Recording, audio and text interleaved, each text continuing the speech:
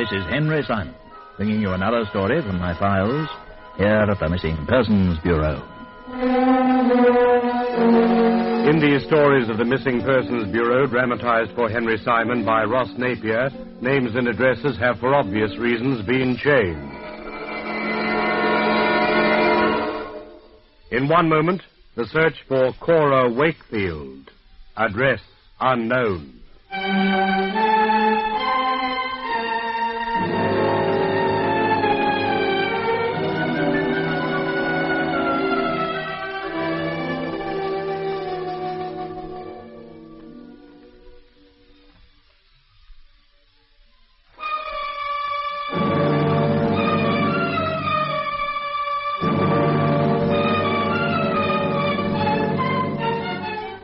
And here again is Henry Simon. On a morning in the June of 1950, I was visited in my office here at the Missing Persons Bureau by a man named Henry Wakefield. In his late 20s, he was of medium height and build, with a chubby face and unusually large brown eyes. His voice was faintly tinged with a Cockney accent, and the index finger was missing from his left hand. As I explained to your secretary over the phone, Mr. Simon, I'm here about my wife, Cora.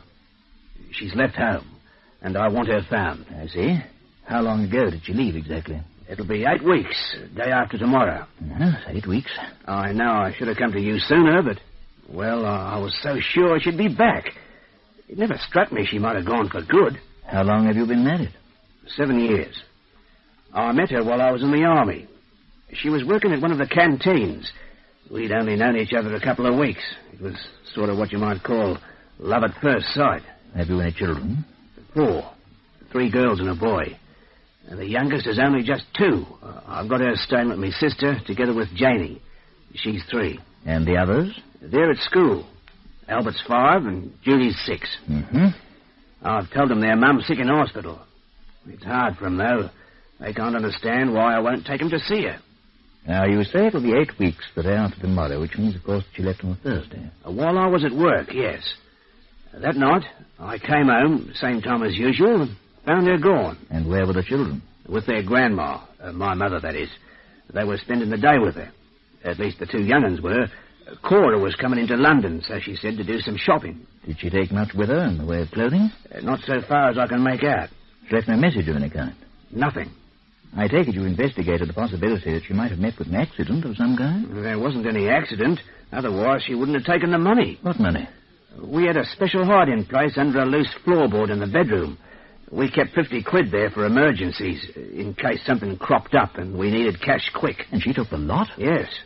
What's more, I know it was there the day before, because I checked it myself. Oh. How old is your wife, Mr. Wakefield? 2 years younger than me, all but a week. 26.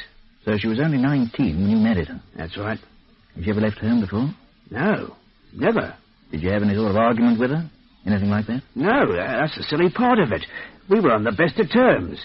In 7 years of marriage, we barely had a cross word. There were no other men in her life? If there were, she kept them well in the background. So you think it's unlikely that she left you for somebody else?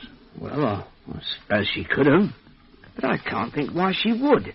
I've been a good husband to her. Though I do say it myself. I've got a good business. I've given her everything she's wanted. What is your business, by the way? Carrying. I've got a fleet of 6 trucks. We take anything anywhere at any time. Started on my own with an old Bitzer I bought from disposals right after the war. Never looked back since. Bought a new home down in Streatham. Washing machine, all the trimmings. You checked with her friends and relatives, of course. Every one I could think of. She was an only child herself, and her parents are both dead, so there's no one much on her side. As for friends, well, she doesn't have that many. Just the odd one here and there. Have you a photograph of her at all? Yes, I have. Just the one, but it's a good likeness. How long ago was this taken? Last year. We had a Sunday at Brighton. There you can see the pier in the background. The mother of 4 children, she has a remarkably fine figure. You should have seen it when I first met her. Regular pin-up she was. Yes. I'll keep this if I may. You're welcome. Just find her, that's all. Find her and bring her back home.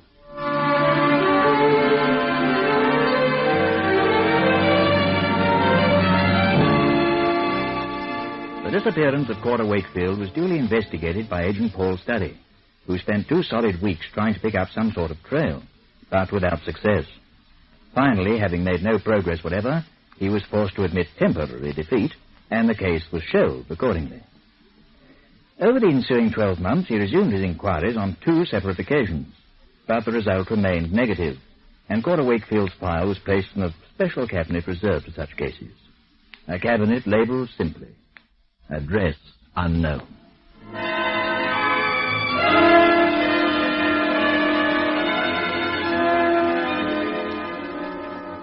It was in the October of 1956, over 6 years later, that a similar case was brought under our notice. A man's wife had disappeared, and he turned to us for help. His name was Arthur Bryant. He was 36 years of age, tall, slim, and by profession a draftsman. She gave me no warning, Mr. Simon. No indication of any kind. She just went. This was 6 weeks ago? 5 weeks and 4 days. What made you wait so long before taking action? I just kept praying she'd come back of her own accord. I see. Now, you've been married for how many years? 5, going on 6. Any children? 2 boys. Of what ages? 3 and 4. And your wife's age? 32. Where are the children now? With friends. I couldn't hope to cope with them myself. This chap I know and his wife offered to look after them till Gloria turned up. I see. It's quite fantastic, really. I can't think of any logical explanation for her leaving me. We were perfectly happy. We had no worries of any kind. We're financially secure. We have our own home. I've treated her with every possible consideration. What were the circumstances of her departure exactly? There weren't any to speak of. I mean, I'd just arrived home from work to find the house empty. And the children? She'd left them with a neighbour, Mrs. Burnett, along the street. Said she was going to town. Did she take anything with her in the way of clothing? And 2 of her dresses are gone, and a travelling bag she kept in the closet. How about money? Well, she could have put some aside. I've always given her a fairly liberal housekeeping allowance. Does she have any family? Anyone she might have turned to? Not really. Parents are both dead. She's no brothers or sisters. This is the very first time she's gone off like this. Yes. You've no cause to suspect there might be another man involved. Well, hardly. I mean, she's not the type. You happen to have a photograph of her? Yes, as a matter of fact, I have. It's not a bad snap. I took it myself a few months ago. That's very odd. Odd? I could be mistaken, of course, but I have a feeling I've seen her somewhere before. What was her maiden name? Palmer. Gloria Palmer. Oh, I don't think that rings any bells.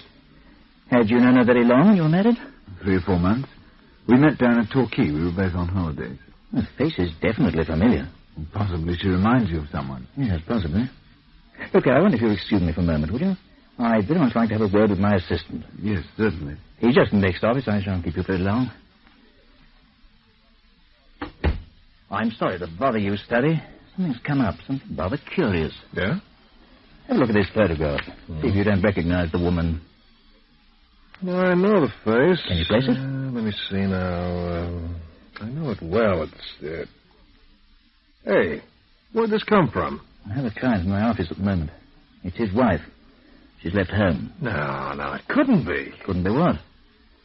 About 6 or 7 years back, we took a case. Dame left her husband and 4 kids. Remember? We had to drop it. We couldn't get a line on her at all. What was her name again? Wakehurst. Was it, or Wakefield? Wakefield! By heaven's, Studdy, I believe you've got it. It was Cora Wakefield.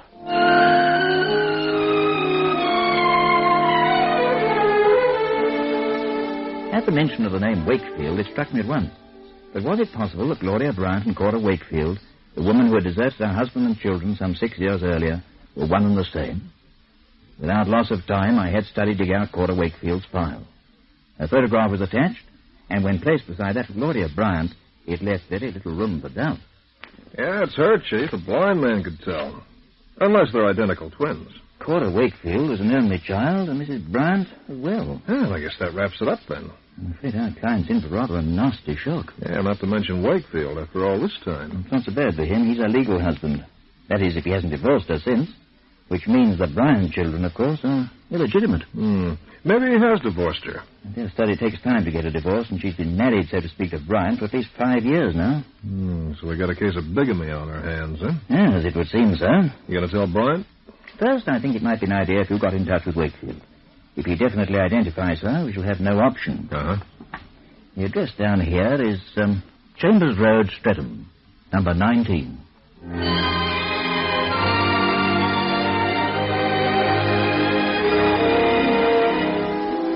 At the Streatham address, Study was informed that Henry Wakefield had sold the house some 3 years earlier and had taken his children to live with their grandmother at number 38 Camberwell Parade, Croydon. There he duly questioned the aging Mrs. Wakefield, who in turn directed him to her son's office in the city. Well, Mr. Study, this is a surprise. Yeah, I figured it might be. How's the carrying business? Busy as ever. I've expanded a good deal since I last saw you. How long would it be now? 5 years? Yeah, about that. Yeah. Wait a bit. Don't tell me you've finally traced Cora. Well, not exactly, but the trail's getting warmer. You boys don't give up easy, do you? I'll be quite frank with you, Mr. Wakefield. While your wife may be involved, I'm here in connection with an entirely different case. Oh? She is still your wife, is she? You haven't divorced her? No, I haven't divorced her. I've toyed with the idea often enough, but, well, I just haven't got round to it. Uh-huh. Well, take a look at this photograph. It's her. It's Cora. You're positive of that? Oh, I should know my own wife, shouldn't I? Where'd you get it? From a guy named Arthur Bryant. Arthur Bryant? Yeah, she went through a form of marriage with him in 1951. Form of... But how could she? She's married to me. Well, that didn't bother her, apparently. She might even be planning to try it again. Try it again? She walked out on Bryant 6 weeks ago. That's 2 husbands down, including yourself. Right now, she could be batting for number 3.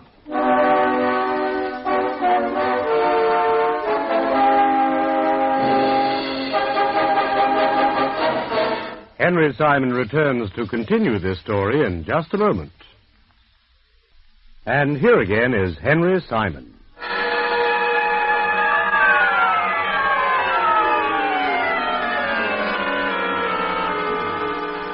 There now appeared to be absolutely no doubt whatever that Cora Wakefield and Gloria Bryant were one and the same person, in which case Bryant's marriage was invalid and his children illegitimate.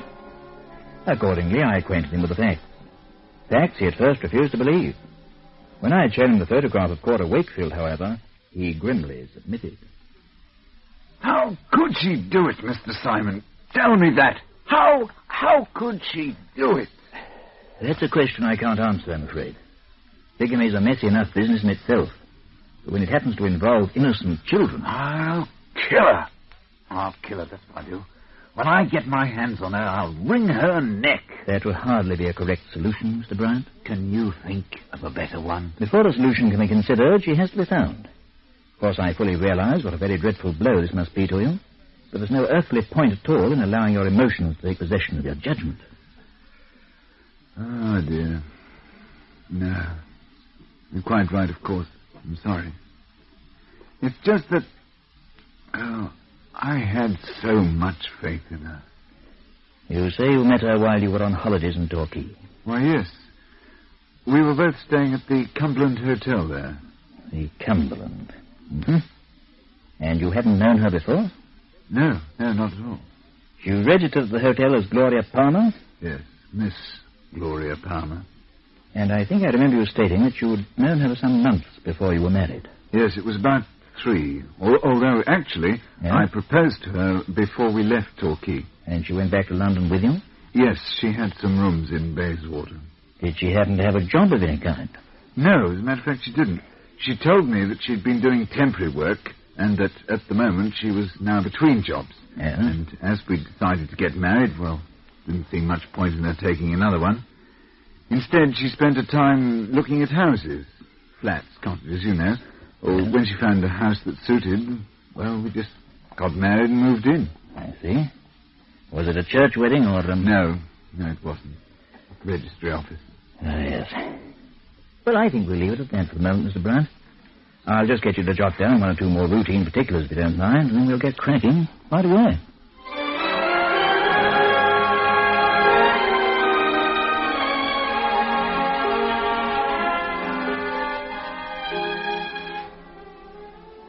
You know, there's one thing that puzzles me, though, Chief. What's that?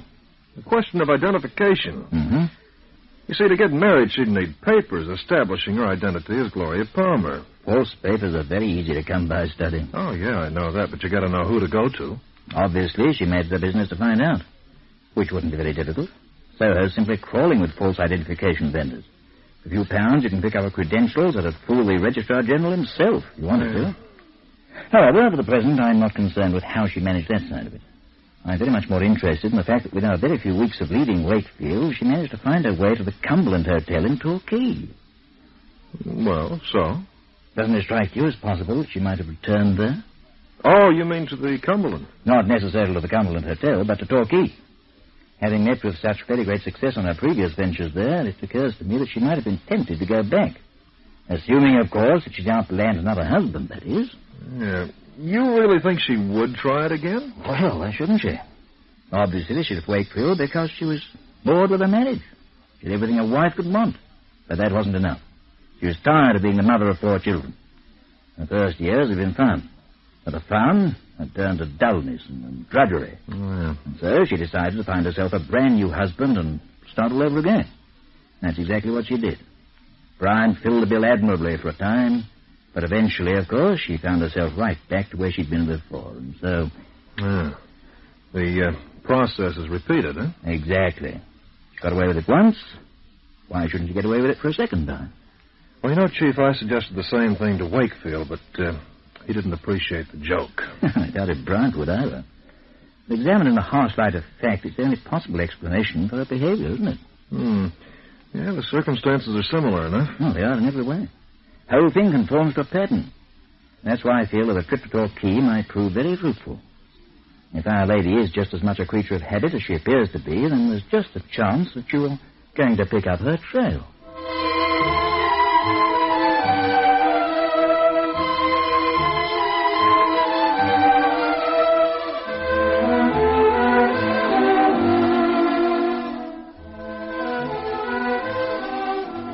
Unlike Study and Hunter, I very rarely place much faith in hunches, but this was an exception. To date, as far as we knew, Cora Wakefield had indulged in a repeat performance, so to speak, of her previous venture. After 5 years of marriage, she disappeared from her home while her husband was at work in just the same fashion as she'd done before, leaving no trace at all behind her. It wasn't very likely that she was going to return to the same hotel. But, of course, Torquay had bounds in hotels, and she'd have had any number to choose from. Therefore, Study's job was to check with them all. And on the following day, on his arrival in the popular Devon Coast resort, he commenced his inquiries at the Cumberland. Yes, sir. What can I do for you? I'm trying to trace a woman who might have been a guest here sometime in the past 6 weeks. Yes, sir. Well, I'm not sure what name she'd have registered under, but I've got a photograph of her here someplace. There. You recognize her at all? Can't say I do, sir.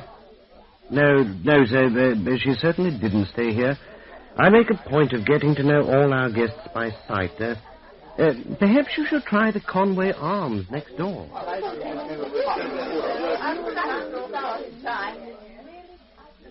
I'm sorry, sir. I can't help you.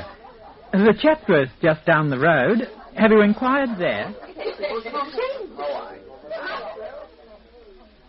No, sir. She certainly wasn't a guest here. So sorry. One by one, Study worked his way along the line of hotels flanking the promenade.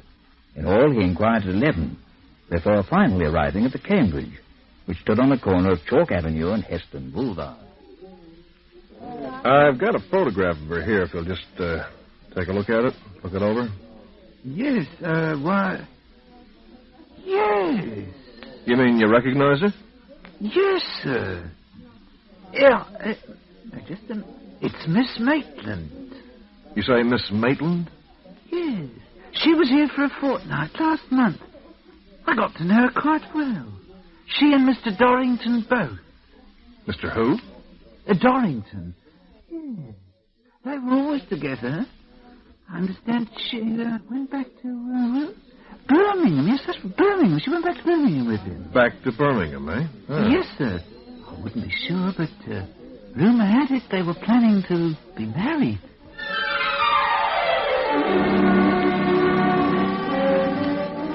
A although he'd been vaguely expecting something of the kind, Sully was rather taken aback by the hotel clerk's calm announcement.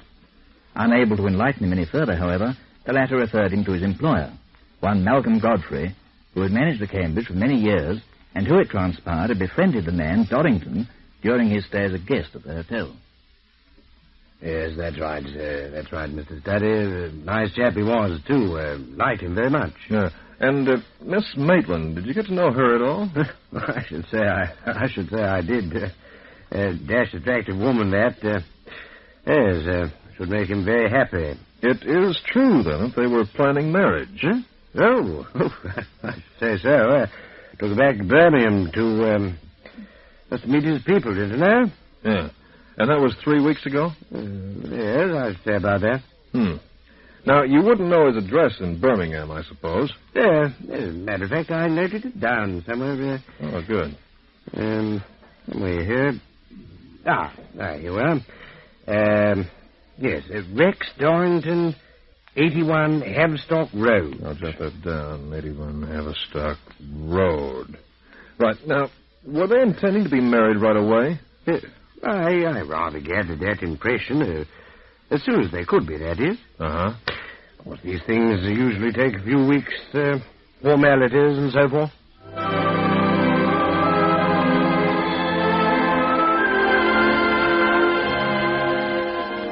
Travelling overnight by train to Birmingham, Studdy arrived in that city at 7:10 the next morning. From the station, he took a cab to Haverstock Road, which was less than a mile away, alighting at the entrance to number 81, a narrow stone home which had been converted recently into 3 flats. The front door was open, and over the knocker was a card listing the names of the tenants and their flat numbers. Rex Doddington's was on the very top floor. It was flat 3.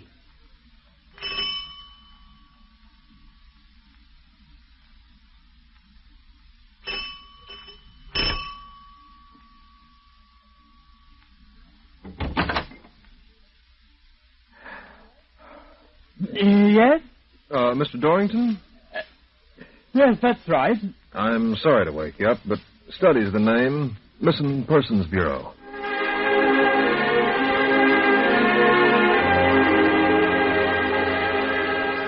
Doddington had on a dressing gown and slippers.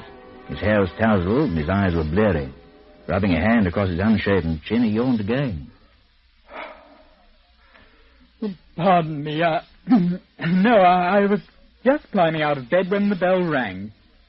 Missing Persons Bureau, did you say? Yes, that's right. I'm here in connection with a Miss Maitland. Joy. What's happened? Is something wrong? Is she here? Here? No. No, she's in London. Or at least she would be by this time. I put her on the midnight train. Oh. Do you expect her back? Tonight? Why?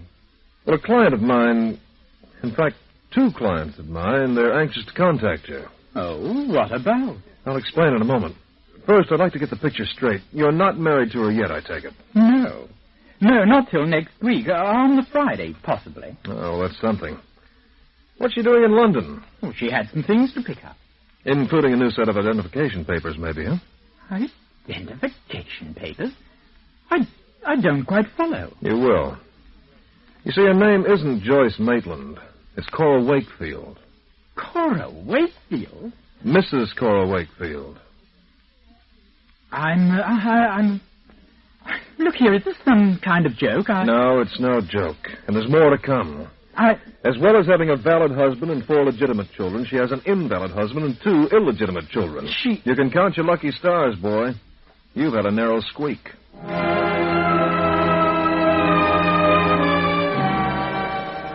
Rex Dorrington proved as difficult to convince as Arthur Bryant had been, but he, too, wilted under the pressure of facts, as the truth was thrust upon him. It duly transpired that he'd arranged to meet Cora Wakefield, or Joyce Maitland, as he knew her, at Birmingham Central Station upon her return from London that evening. Her train was due in at 8:20, and it arrived dead on time. But it wasn't Doddington who was there to greet her. It was a grim-faced Paul Studdy. Miss Maitland? Oh. Dorrington couldn't make it. He sent me along instead. You're a friend of his? The best friend he ever had. But we can talk about that on the train. On the train? Yeah, we're going back to London, Mrs. Wakefield. Or would you rather I made it Mrs. Bryant? I don't know what you're talking about. Don't you? Take me to Rex at once. He doesn't want to see you, but your 2 husbands do. That's why we're going back to London. So as not to disappoint him. Our train leaves from platform 5 in 10 minutes. Let's go, shall we?